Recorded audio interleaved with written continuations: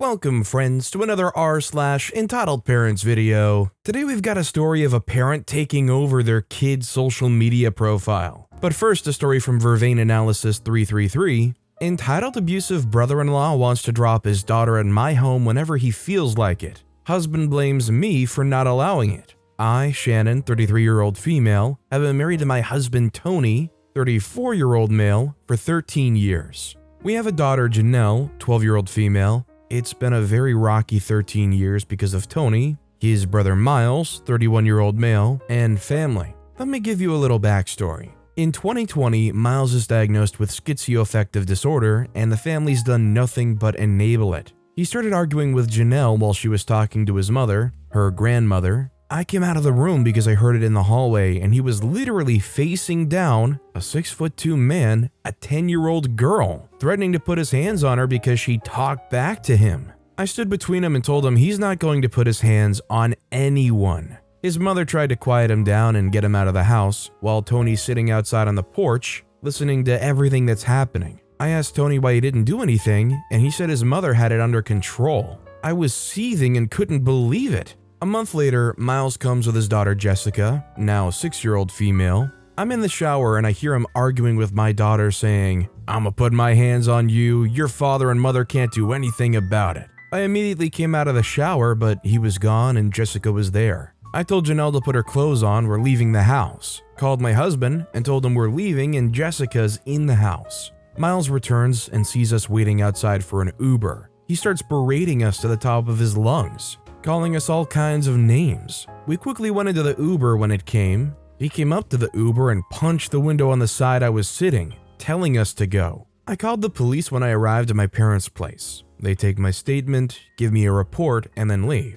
I heard he was harassing people in the streets after we left, berating them the same way. I told my husband that Miles needs to be taken to the hospital or else he'll end up in jail or worse. He told his parents and they did nothing. Instead, had him where they were working, watching him. Miles saw my husband come by and then slipped away from them and came to the house. After things escalated drastically, the police was called and he was taken to jail. It's now 2022. I've not seen any of them, Miles and family, since that incident. My husband's birth family's been trying to get us to be around them when we'd rather swallow hot coals. Mother's Day, he asked my husband if he can bring Jessica to see Janelle out of the blue. I almost choked because of the audacity and said no. I told my husband that no one has apologized or atoned for anything, including him. Jessica told me in 2020 that her father, etc., told her not to trust me and that I don't love her. It hurt her because she said she told them that I do love her.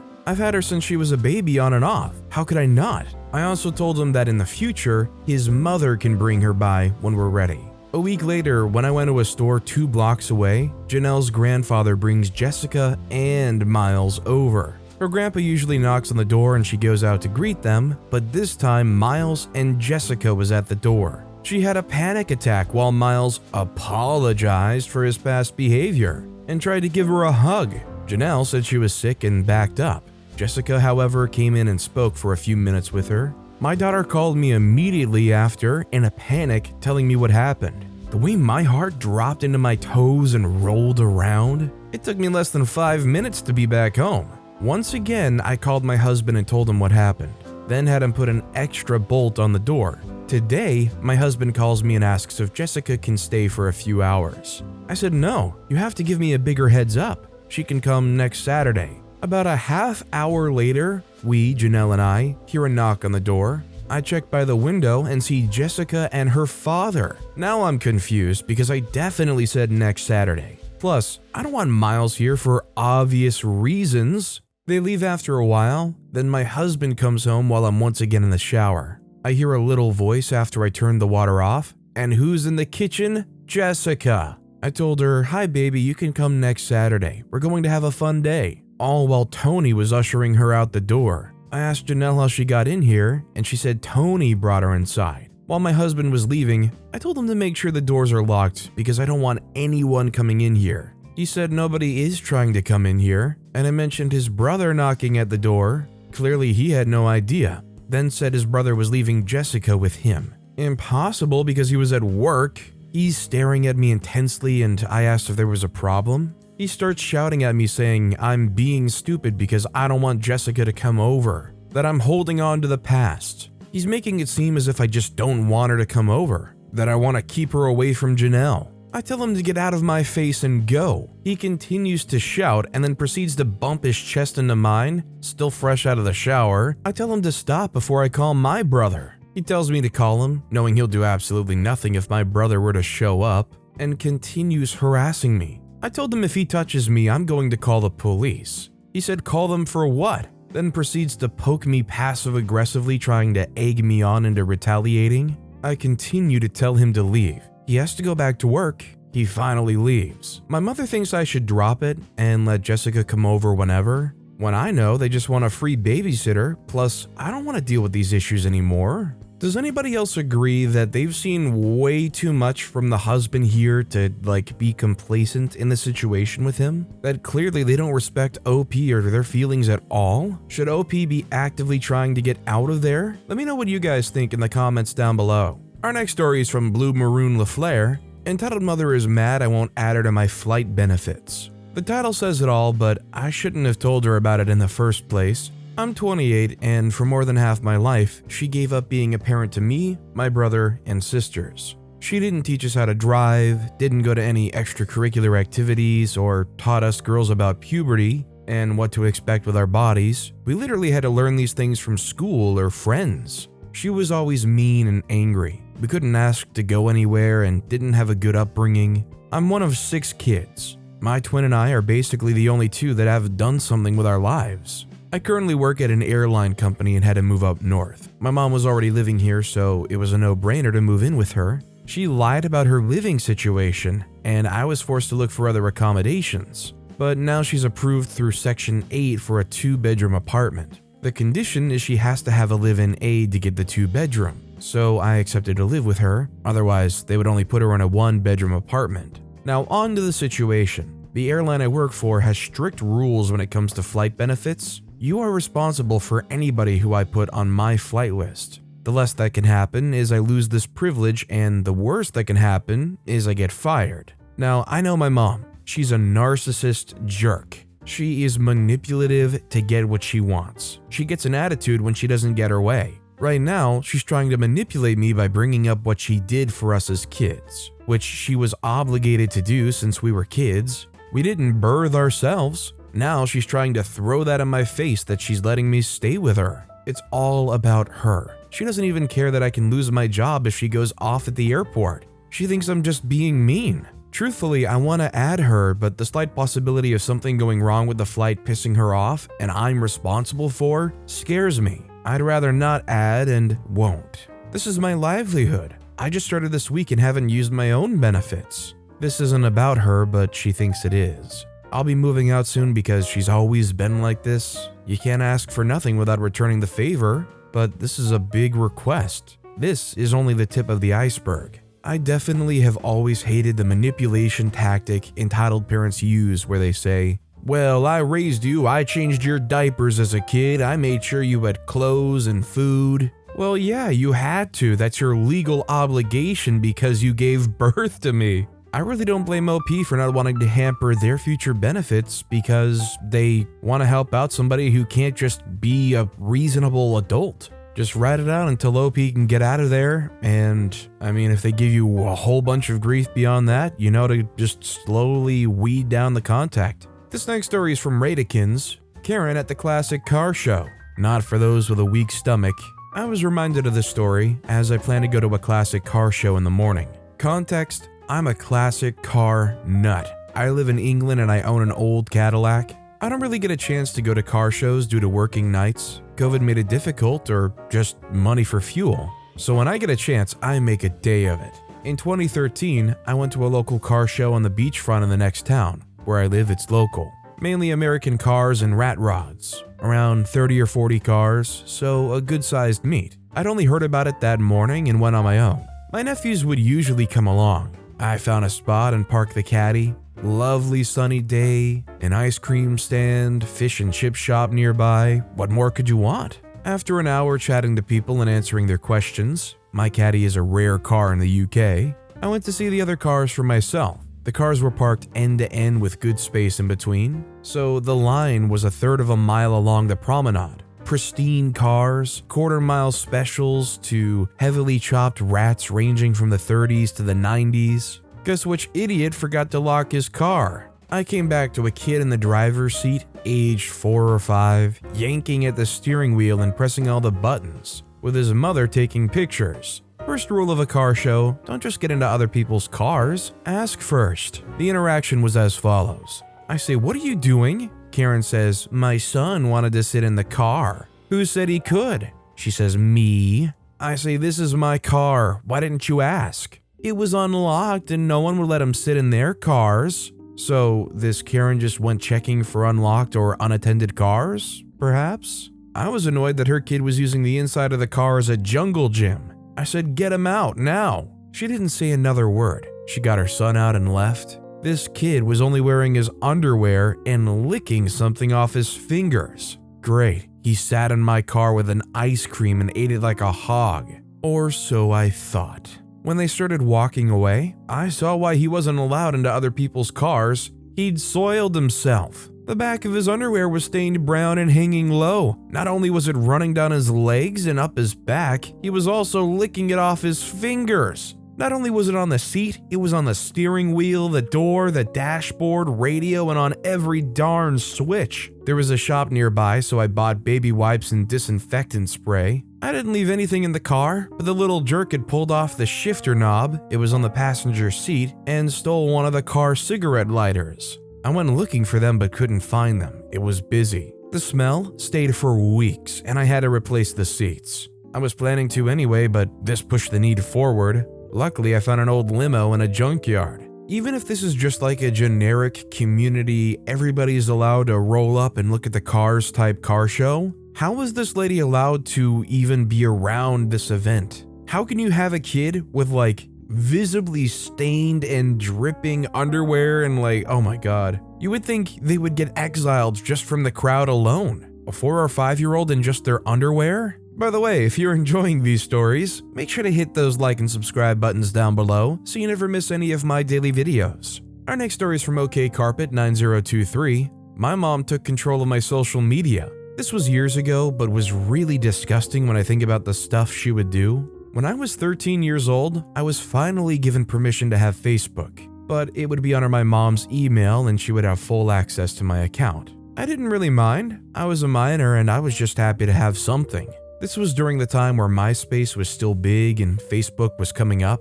At first, my mom would make posts and comments under my friends' posts acting like me. Nothing bad at first, just a few nice comments and cheesy remarks. Then I got my first boyfriend. My mom started to take away all my social media and phone for days on top of days. I would come to school with friends asking me why I said those hurtful things. Why did I post that hurtful stuff? Why was I texting mean things to them? I would tell them I was grounded, but they never believed me. When I got my phone back, everything would be deleted except my social media posts. I could see my mom was making fun of my curvy friends for their size, racial slurs, and calling other minors promiscuous. I would delete them, but the damage would be done. My boyfriend would ask why I would say some disgusting thing and find out she would be texting my boyfriend and friends acting like me. I confronted her about it when I was 16, and she told me to mind my business. But this was my business.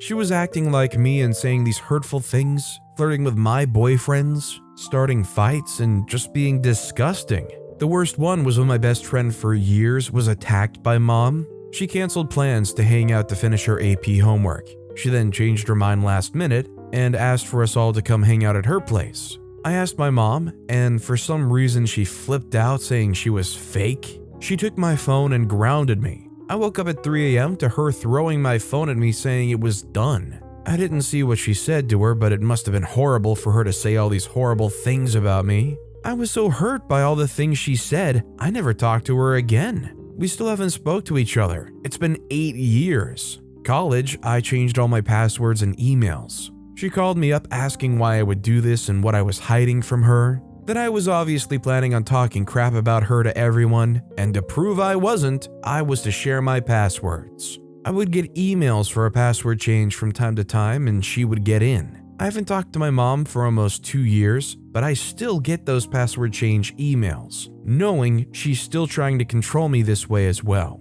This whole story and this mom is freaking unbelievable. It's honestly sickening to hear about because honestly you can tell that for years, this mom has gotten like their kicks just role-playing as their own kid. I mean, I think it goes without saying, but I would have OP create a whole new email that's like completely different and unrelated to any email they had before. And for whatever social media that allows you to change the email address associated, do that ASAP because you should just straight up abandon that old email if you can. Better yet, move all of your social media to new emails. Create some fake social media accounts, register it to that old email address, and let your mom go wild with all these blank, empty social media accounts. Our next story is from Retro Flipper. Military dogs and Karen don't mix. I'm a 6'5" staff sergeant canine handler. I served 2 tours in Afghanistan, and I transferred to Homeland Security as a canine drug sniffer handler. I was doing my job and was on my trip to a different terminal, and then enter Snotty Brat.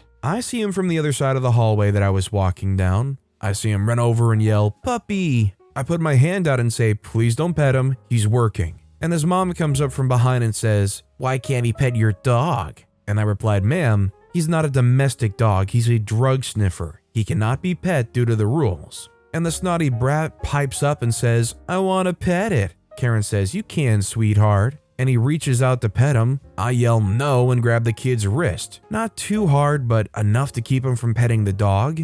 And his mom yells the R assault word, and security comes running and the officer asks, "What's going on?" I explained that I told the mom and the child that they couldn't pet the canine, and both of them were taken by security. I was later told that they threatened to sue after they missed their flight. I felt like a jerk for grabbing his wrist, but that's what our training teaches us to do. But feel free to tell me how you feel in the comments. I mean, let alone the fact that I'm sure this dog had some kind of vest on, some kind of official looking insignia somewhere. And let's say whether it was a service dog, whether it was a canine dog, or whether it was just a regular dog in the airport. Kids should know not to just run up to a dog and stick their hands out at them. I mean, at the end of the day, I know they're extremely well trained, but dogs are dogs. You never know what could happen. Let alone the fact that, yeah, this one was working, and a lot of animals, if they're gonna be in the airport, probably are some kind of service animal. So although OP maybe feels like a jerk, I don't think they could be a jerk for that. Our next story is from Fred's Red.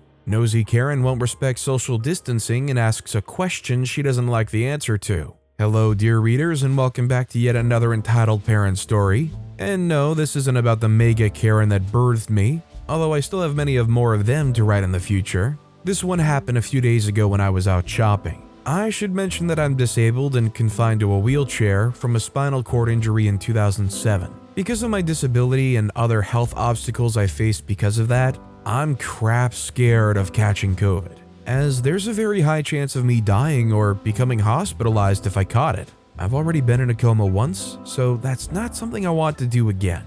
Due to my unwavering fear of COVID and generally not being a social person to begin with, I don't go out much, usually a few times a week to get what I need and come straight home.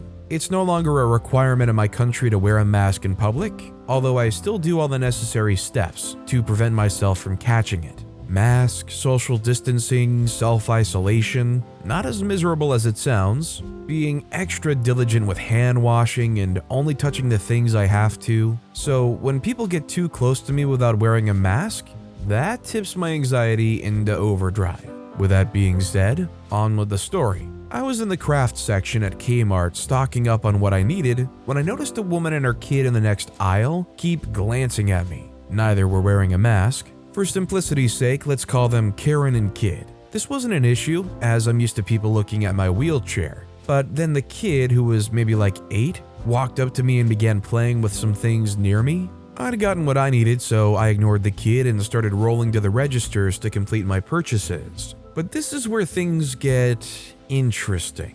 The kid says, "Why are you in that?" I was used to kids being curious, and I don't mind telling them why I'm in a chair if they ask. So I told them.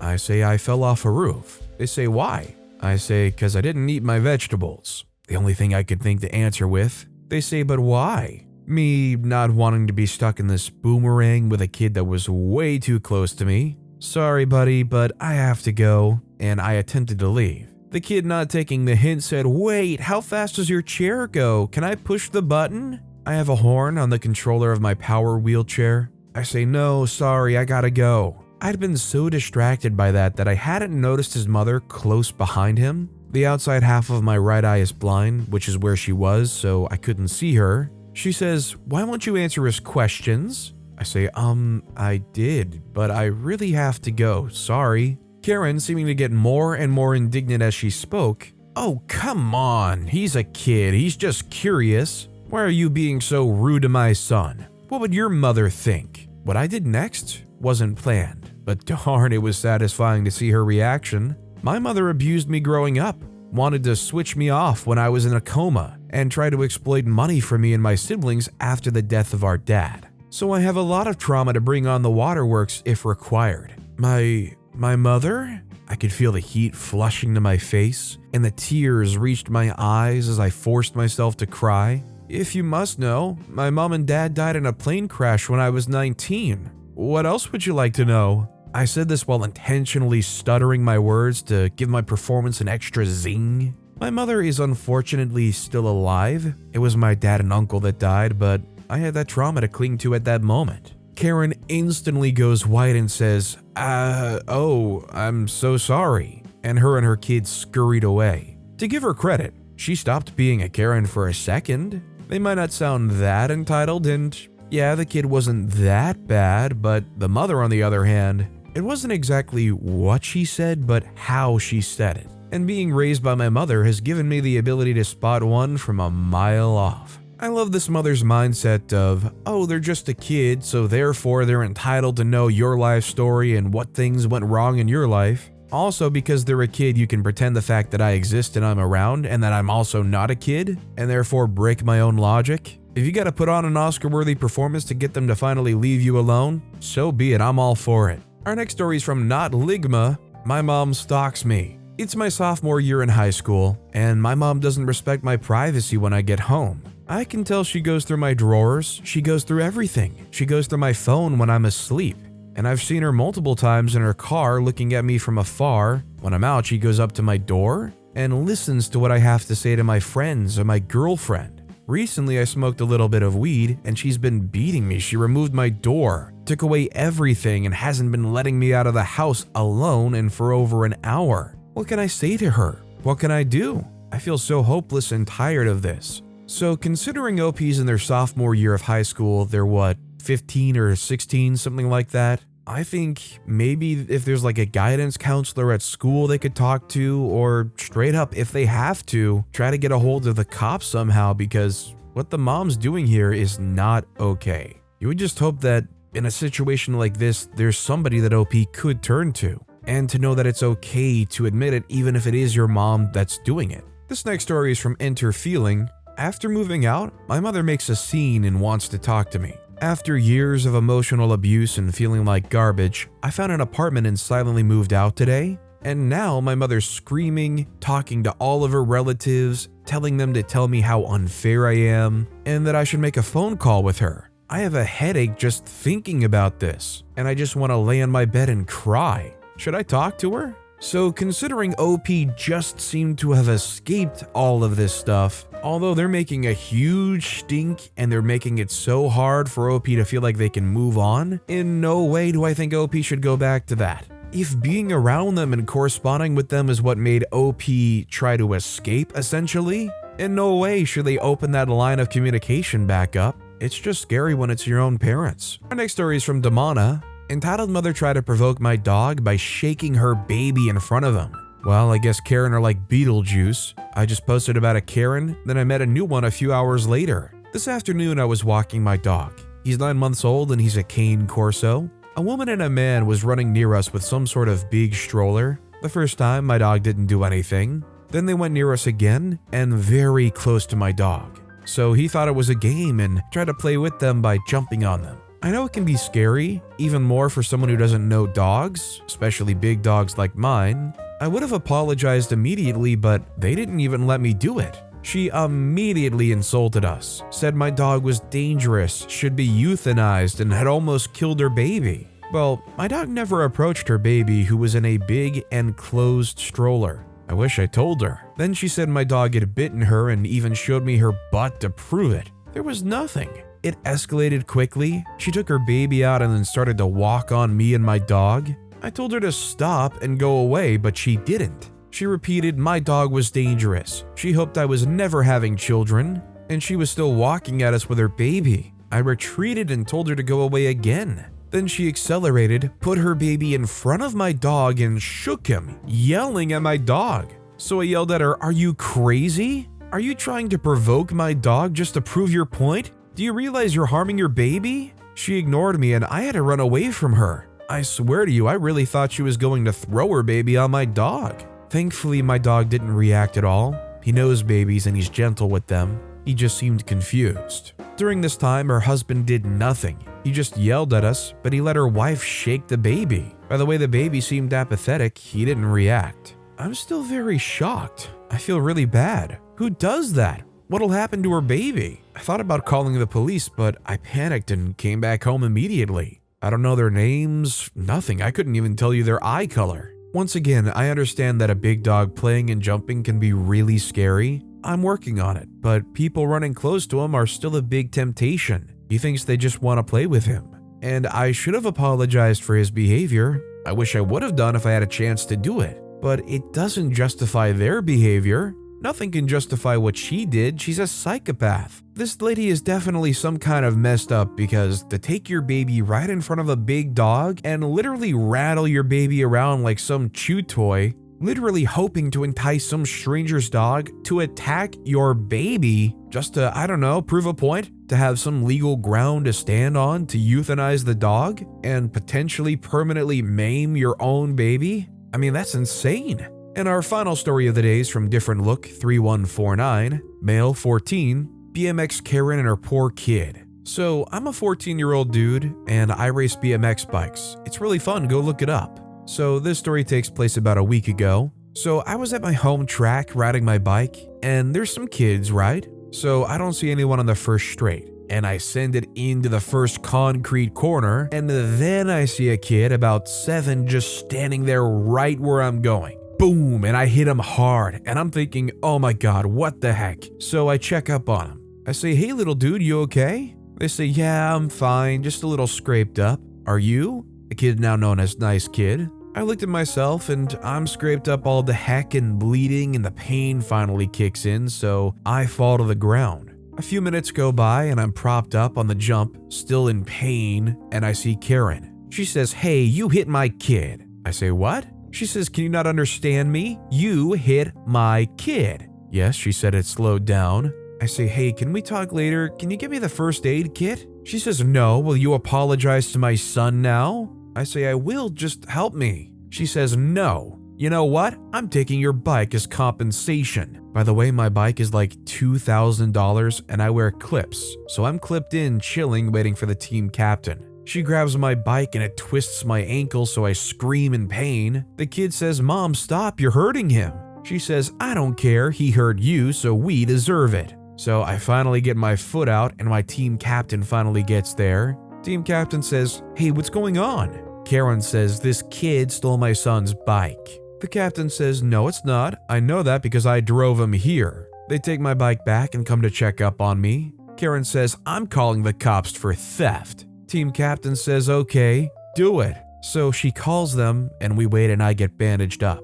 Cop 1 says, what's going on here? Karen says, this kid crashed into my kid on purpose and stole his bike, and this man attacked me when I took it back. I say, no, that's not true. Her kid was standing on the corner and I didn't see him and I wrecked into him. And then she tried taking my bike. So they go off to take her statement and they come back to me. Cop 2 says, is there any way to prove this bike is yours? I say, yeah, it's my background on my phone. So I have to show them it, and they handcuffed her for attempted theft and assault. They asked if I wanted to press charges. I said no, because I didn't want that kind of life for the kid. So yeah, that's it. I mean, I respect OP for having a big heart for the kid, not wanting to watch their mom get charged with anything, but this is definitely somebody that frankly deserved to get charged. To try to steal a bike from a kid, twist their ankle, and not have any remorse. Frankly, they deserved it. Honestly, asking a 14-year-old if they want to press charges is already kind of a lot. But with that being said, that's all the time we have for today. Now, if you want to hear another absolutely crazy entitled parent story, click on that left video. Or, if you missed my latest video, check out the one on the right. That said, I'll see you all next time with some more stories.